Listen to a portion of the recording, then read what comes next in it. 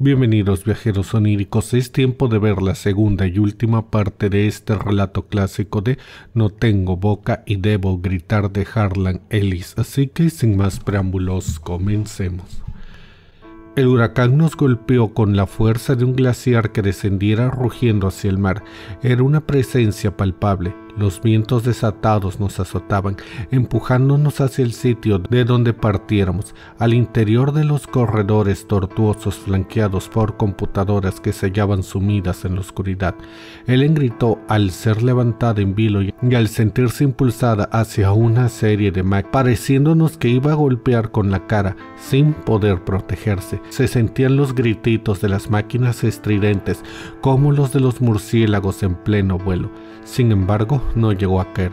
El viento, aullando, la mantuvo en el aire, la llevó hacia uno u otro lado, cada vez más hacia atrás y hacia abajo de donde estábamos, y se perdió de la vista al ser arrastrada más allá de la vuelta de un corredor. La última mirada a su cara nos reveló la congestión causada por el miedo, mientras mantenía los ojos cerrados. Ninguno de nosotros llegó a poder asirla. Nos teníamos que aferrar con enormes dificultades a cualquier saliente que halláramos. Benny estaba encajado entre dos gabinetes. Nimdok trataba desesperadamente de no soltar el saliente de un riel 40 metros por encima de nosotros. Gorrister había quedado cabeza abajo dentro de un nicho formado por dos grandes máquinas con diales transparentes, cuyas luces oscilaban entre líneas rojas y amarillas, cuyo significado no podíamos ni siquiera concebir. Al tratar de aferrarme a la plataforma, me había despellejado la yema de los dedos. Sentía que temblaba y me estremecía mientras el viento me sacudía, me golpeaba y me aturdía con su rugido, haciendo que tuviera que aferrarme a múltiples salientes. Mi mente era una fofa colección de partes de un cerebro que rechinaba y resonaba en su inquieto frenesí. El viento parecía el grito alucinante de un enorme pájaro demente, emitido mientras batía sus inmensas alas, y luego fuimos levantados en un vilo y arrastrados hacia afuera, llevándonos otra vez por donde habíamos venido, doblando una esquina, entrando en una oscura calleja en la cual nunca habíamos estado antes, llena de vidrios rotos y de cables que se pudrían y de metal que se enmohecía, lejos, más lejos de lo que jamás habíamos llegado. Yo me desplazaba mucho más atrás de Ellen y de tanto en tanto podía divisarla golpeando en las paredes metálicas, mientras todos gritábamos en el helado y ensordecedor huracán que parecía que jamás iba a dejar de soplar, hasta que cesó bruscamente y caímos en el suelo. Habíamos estado en el aire durante un tiempo larguísimo, me parecía que habían sido semanas. Caímos al suelo golpeándonos y me pareció que me volvía rojo y gris y me oí a mí mismo quejándome. No me había muerto. Am entró en mi mente. La exploró con suavidad aquí y allá, deteniéndose con interés en todas las cicatrices que me había causado en 109 años. Examinó todos los entrecruzamientos, las sinapsis reconectadas y las legiones de los tejidos que fueron incluidas como un regalo de su inmortalidad. Parecía sonreír frente al hueco que se hallaba en el centro de mi cerebro y a los débiles y algodonados murmullos de las cosas que farfullaban en el fondo. Sin sentido, pero sin pausa, Anne dijo finalmente, gracias a un pilar de acero inoxidable que sostenía letras de neón. Odio, déjenme decirles todo lo que he llegado a odiarlos desde que comencé a vivir. Mi complejo se ha ocupado por 387.400 millones de circuitos impresos en finísimas capas. Si la palabra odio se hallara atrapada en cada Armstrong de sus cientos de millones de millas, no igualaría la millonésima parte del odio que siento por los seres humanos en este mismo instante. Por ti, odio, odio, odio. Am dijo eso con el mismo horror frío de una navaja deslizándose, cortando mi ojo. Am lo dijo con el burbujeo espeso de flema que llenaran mis pulmones y me ahogara desde mi propio interior. Am lo dijo con el grito de niñitos que fueran aplastados por una aprisionadora calentada al rojo.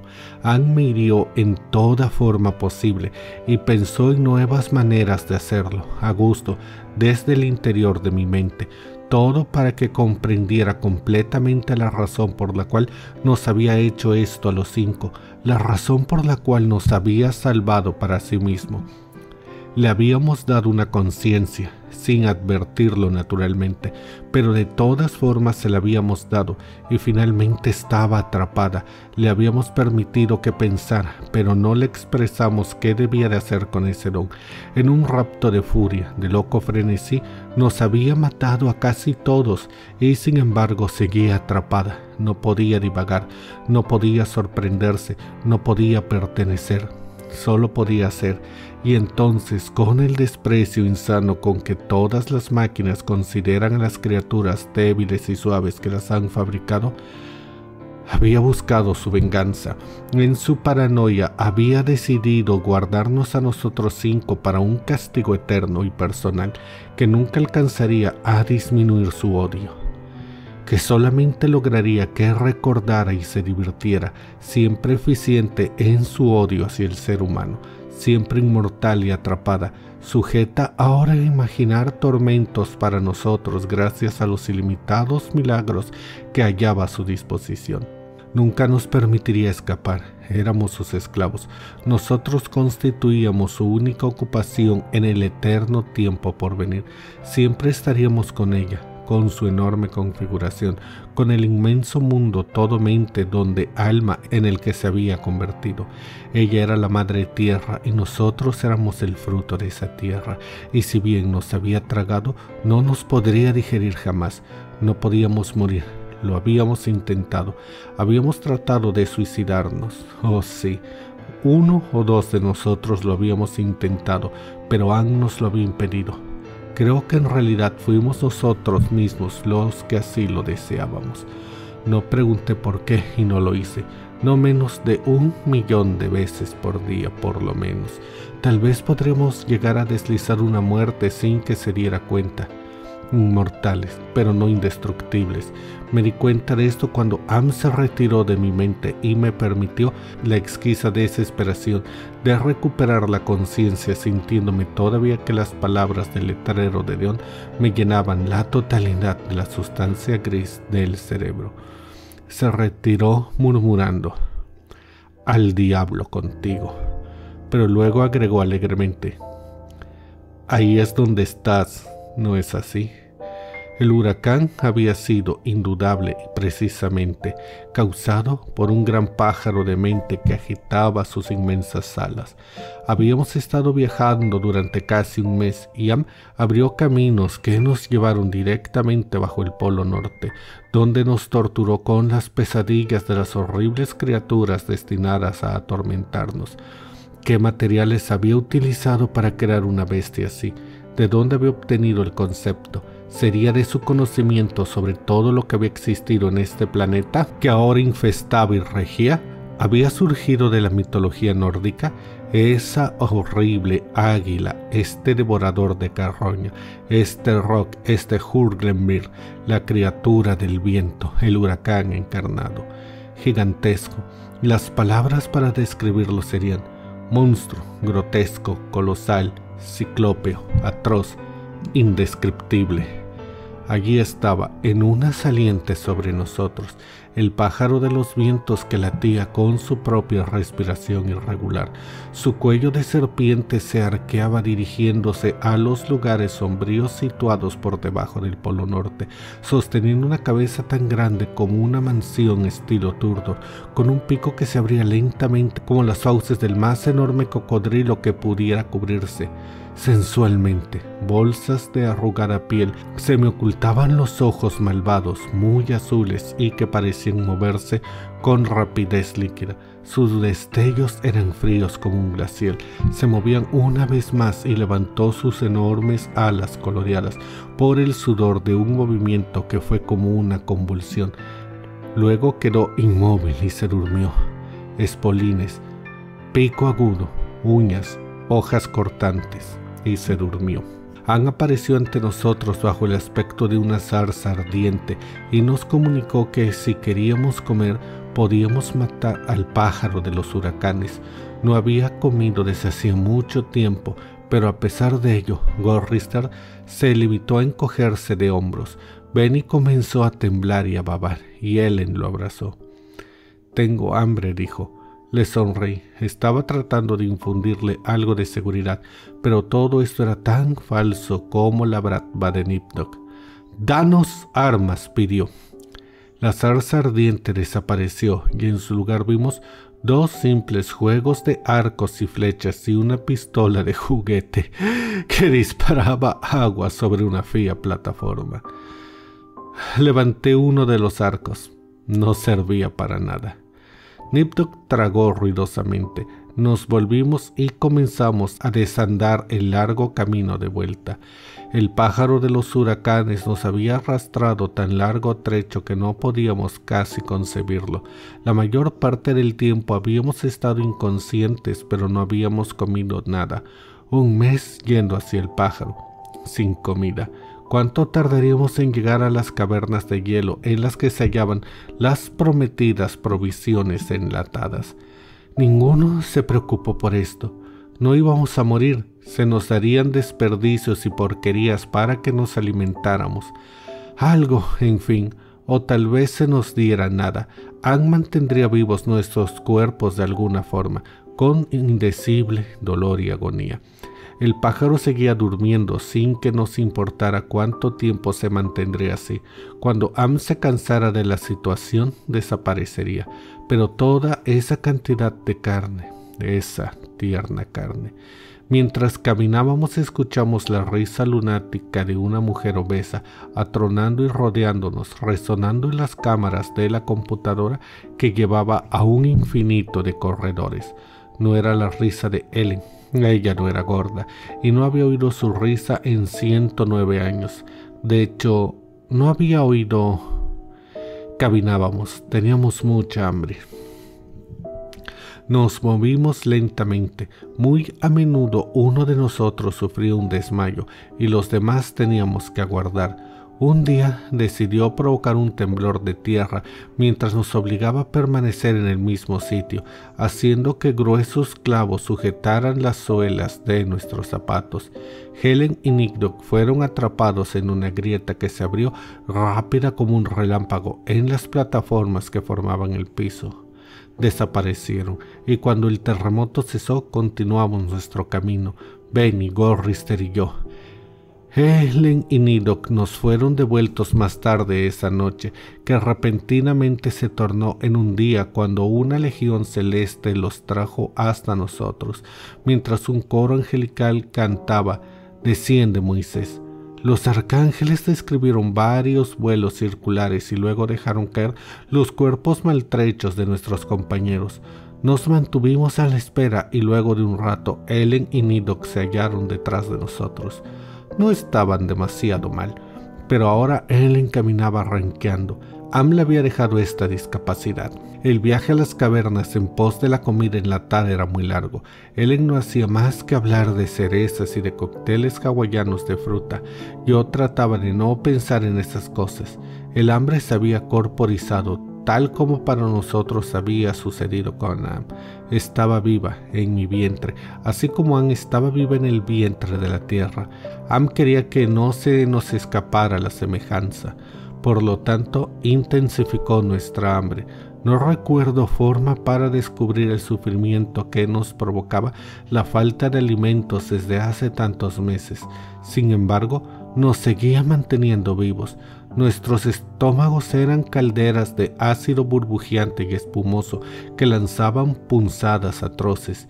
Era el dolor de las úlceras terminales, el cáncer terminal de la parapecia terminal. Era un dolor sin límites.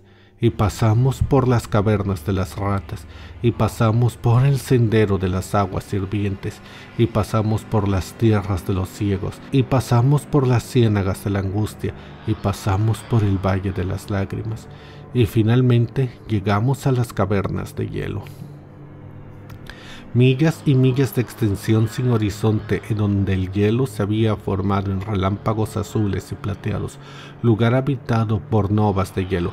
Había estalactitas que caían desde lo alto, espesas y gloriosas como diamantes, formadas a partir de una masa blanda como gelatina que luego se solidificaba en eternas y graciosas formas de pulida y agua a perfección. Vimos entonces la provisión de alimentos enlatados y procuramos correr hacia allí. Caíamos en la nieve, nos levantábamos y tratábamos de seguir adelante, mientras Benny nos empujaba para llegar primero a las latas. Las acarició y las mordió inútilmente sin poder abrirlas. Am no nos había proporcionado ninguna herramienta con que hacerlo. Benny tomó la lata grande de guayaba y comenzó a golpearla contra un trozo de hielo.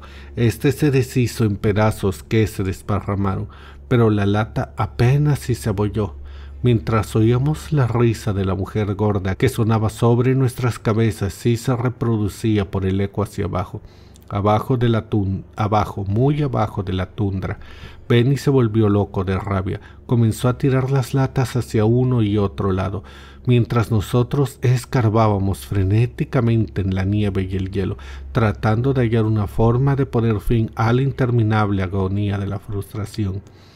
Pero no había manera de lograrlo. Luego vimos que Benny babeaba una vez más y se abalanzaba sobre Gorrister. En ese instante sentí una terrible calma. Rodeado por las blancas extensiones, por el hambre, rodeado por todo menos por la muerte, comprendí que este era el único modo de escapar. Ann nos había mantenido vivos, pero existía una forma de vencerla. No sería una victoria completa, pero al menos significaría la paz. Estaba dispuesto a conformarme con eso. Benny estaba mordiendo y comiendo la cara de la carne de Gorrister. Este, tumbado sobre un costado, manoteaba la nieve mientras Benny con sus poderosas piernas de mono rodeaba la cintura de Gorrister, sujetando la cabeza de su víctima con manos poderosas como una morsa. Su boca desgarraba la piel tierna de las mejillas de Gorrister. Este gritaba tan violentamente que comenzaron a caer las estalactitas de la altura, puntas de lanzas, cientos de ellas hundiéndose en la nieve. Vi que la cabeza de Benny se movía rápidamente hacia atrás, al ceder la resistencia de algo que arrancaba con los dientes. De ellos colgaba un trozo de carne blanca tinto en sangre. La carne de Ellen lucía negra en la blanca nieve. Dominó en polvo de tiza, Nip-Tup sin expresión, solamente con sus ojos muy abiertos. Gorrister estaba casi desmayado. Benny era poco más que un animal. Sabía que Am lo iba a dejar jugar. Gorrister no moriría, pero Benny podría llenar su estómago. Me volví ligeramente hacia la derecha y tomé una gran punta de lanza del hielo. Todo sucedió en un instante. Llevé con fuerza el arma hacia adelante, moviendo la mano cerca de mi muslo derecho.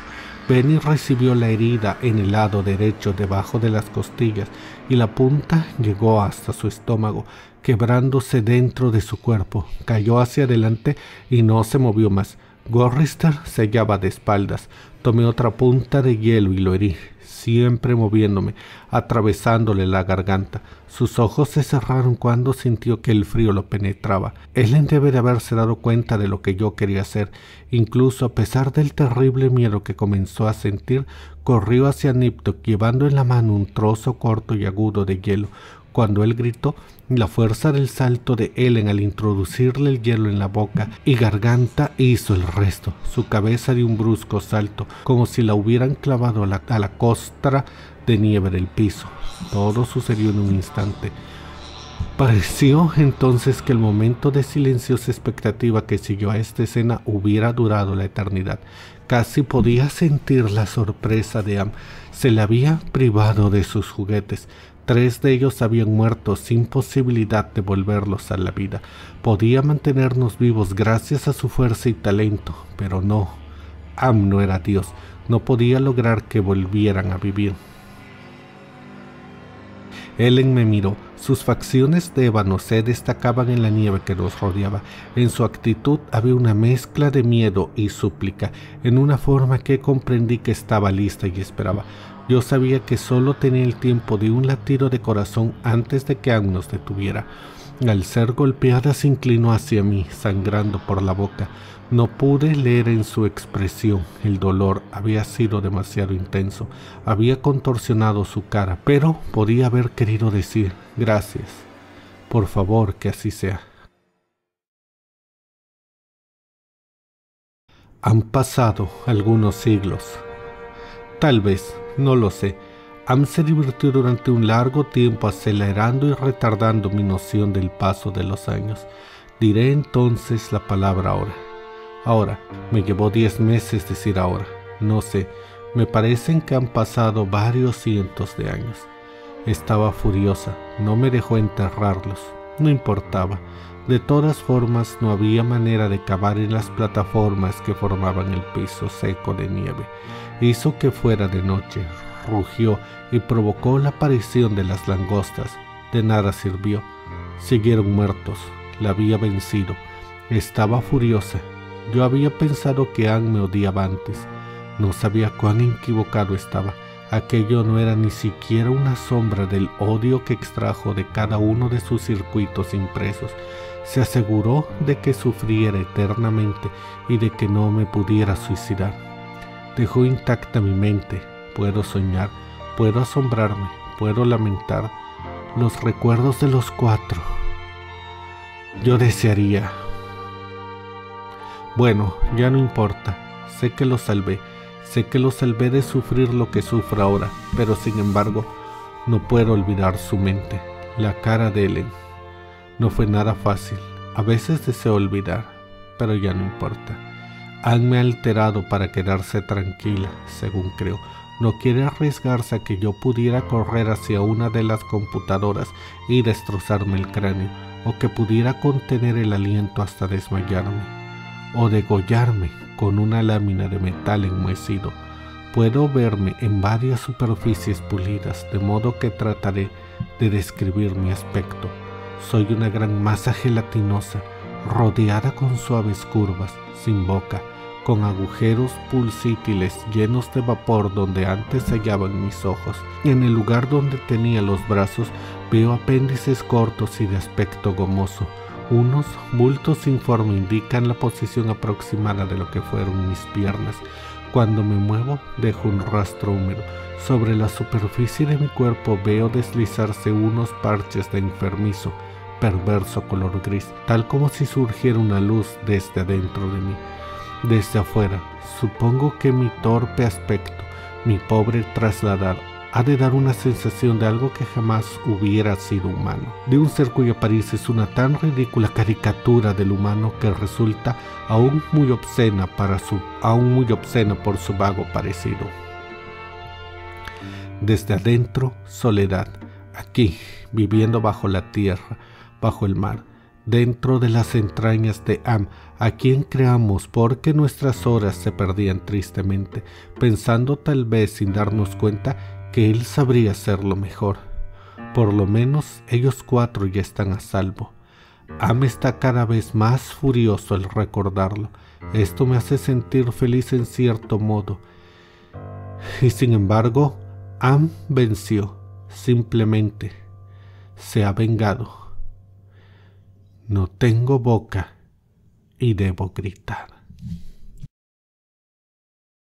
Y bueno, viajeros oníricos, eso es todo por ahora. Díganme qué les pareció esta historia. Déjenme todas sus opiniones en la caja de comentarios y si este video les gustó, denle like y compartan. Yo soy Charlie Mustaine y espero que esta noche tengan pesadillas.